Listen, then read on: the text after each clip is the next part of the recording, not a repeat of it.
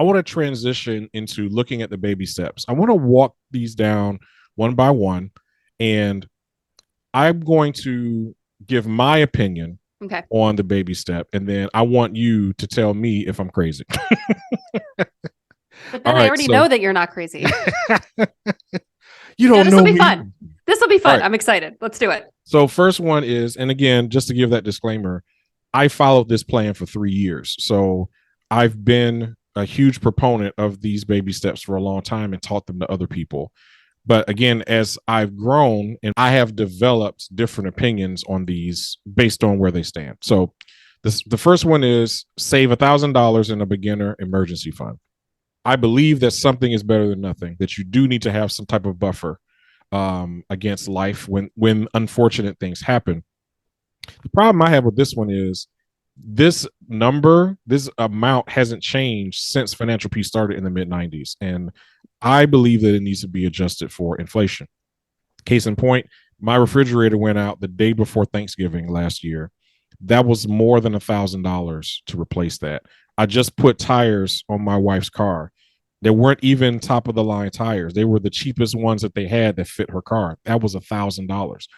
I personally believe that this should probably be 2,000 to 2,500 as an emergency fund, just because emergencies cost so much more now than they did 30 years ago. I do agree with you. I think that the cost of goods and services have increased, and what we've experienced over the last year with inflation alone is proof that I am now the little old lady in the grocery store screaming about how much a can of soup is. Like, yeah. Oh yeah. When did that happen?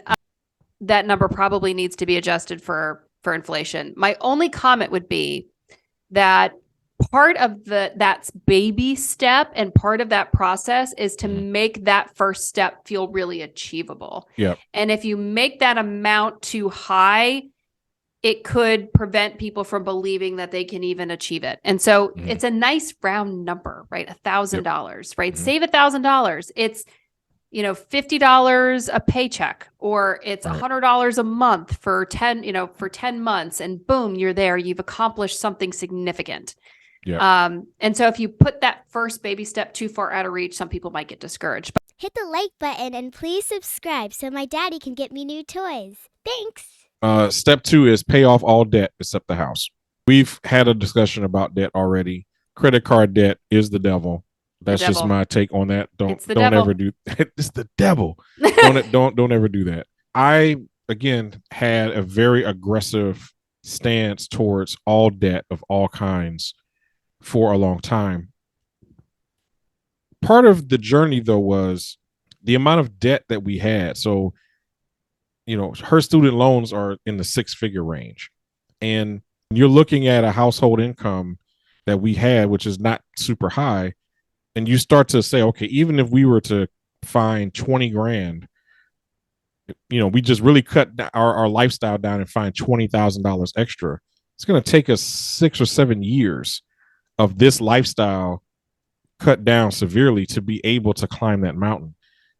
It became very discouraging and disheartening because even I, as aggressive as I was, couldn't see myself sacrificing that much lifestyle for that long a period of time in order to reach that mountain. So for us, it was, okay, well, let's focus on getting all the credit cards paid off, and then get the cars paid off, and then make an assessment from there in terms of how we want to attack the student loan debt. So that's the direction that we took. But that was a nuance because the balance is just so high. So wanted to get your take on that. Nuanced answer, right? So a lot of these are going to be a little bit nuanced. I appreciate that he wasn't just like blaring the horn of pay off all debt, period, end of story. Because like we said, debt is a tool, right? It's a financial tool to help you achieve certain goals, and it shouldn't be dismissed as all debt is the devil, right? There's certain debt that's a debt. We can all agree that credit card debt with a 24% APR is the devil. Yeah, I think it's 28 now with the interest rates. With interest rates. But there's two pieces to this, in my opinion. It's cash flow and interest rate arbitrage. And I'll explain what I mean by both. So first of all, can you support the debt service with your cash flow with what you want to spend on other things, right? So some people want to pay off debt because it frees up money every month that you're not spending on servicing that debt on other things. Mm-hmm. And that is a very good reason to accelerate paying down debt, right? That's a good reason. Mm-hmm. But there's also something to be said for looking at what I call interest rate arbitrage and saying, okay, well, if you're paying off a car loan at 0.9% and you would be taking money that you'd saved over the last couple of years that's now currently in this environment earning 5% in a money market account, does it make sense to pull money out that's earning 5% to pay something off that's you're paying 0.9? So, usually when I'm working with clients, I'll say credit card debt, done. Let's get that off the table. Mm-hmm. But then let's take a look at your interest rates and see, based on your risk tolerance and what you have your money invested in, does it make sense to take that cash or that money or that income every month and aggressively pay down that loan that has a very low interest rate? Or does it make sense to kind of pay the monthly payment and then use the extra money every month toward another goal, because that gives you some flexibility while you use that financial tool to your benefit? So I don't always agree that paying off all debt other than your house aggressively makes sense. I think for some people who use debt as a vice rather than a tool, it makes a lot of sense. Mm-hmm. But I think that it's a little more nuanced than that, which is probably why I'm never going to be on TV, because all my answers are so nuanced and I don't just like shake my fist and yell at people about all these radical things. I made an ethical decision when I started this YouTube channel based on what I have seen in the social media space. And what I have seen is there are a few short paths to growing quickly on social media platforms. And one of those short paths involves inciting panic and being persuasive to people in a way that is damaging to them. And I decided that I'm not going to do that, that this channel is going to be a place where people get informed and educated and equipped and empowered to make better decisions. And I'm not going to leverage or incite panic in order to do that, which means that there has to be nuance in conversations. And if someone's watching this and they're making minimum wage with 2 children in a house, the financial advice or the best decisions they should be making with their money is very different from a married couple with no children with a household income of $150,000 a year in rural Texas.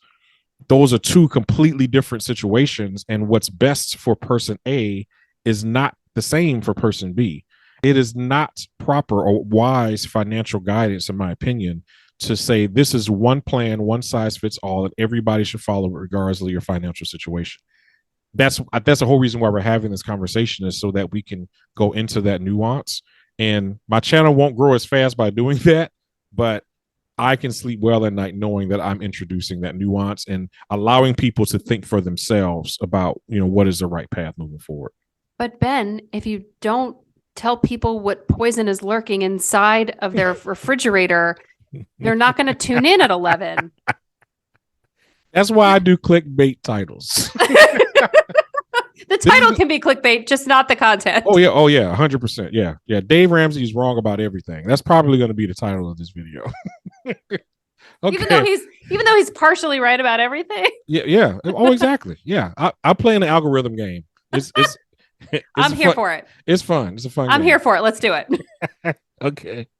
All right. So baby step 3, save 3 to 6 months of expenses for emergencies. Mm-hmm. Now, I know that you at least partially agree with this, because when you actually gave me financial advice, this was one of the things that you said.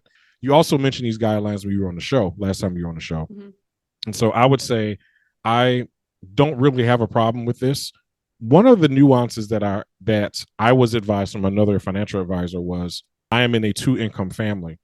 If the 2 incomes are fairly close together, 3 months is probably okay for an emergency fund. But if you're in my situation where I make the majority of the money, 6 months of my income is probably more appropriate, because if I lose my job, her income isn't anywhere near enough to cover our expenses. And so you need more of a pad to do that. So That's a particular nuance that I received from my situation that I believe is applicable for people in similar situations. So want to get your thoughts on that.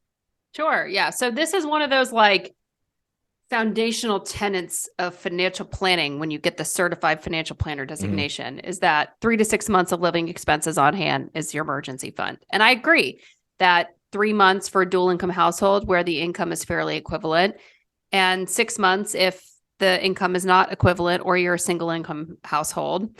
I would also add a bit of nuance here that it also has something to do with your risk tolerance and your time horizon.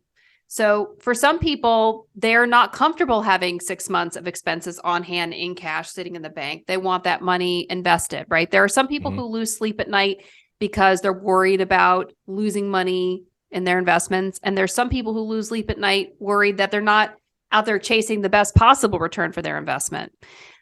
I would also say that as clients near retirement, we often bump that up from 3 to 6 months to 6 months to a year, and in some cases, 1 to 2 years of expenses on hand for those nearing or at or in retirement.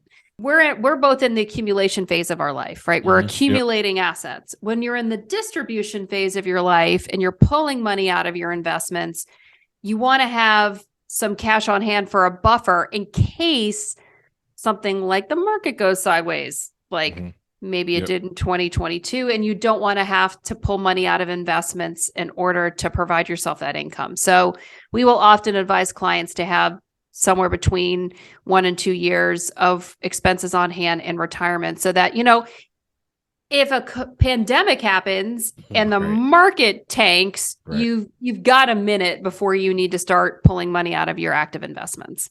Yeah.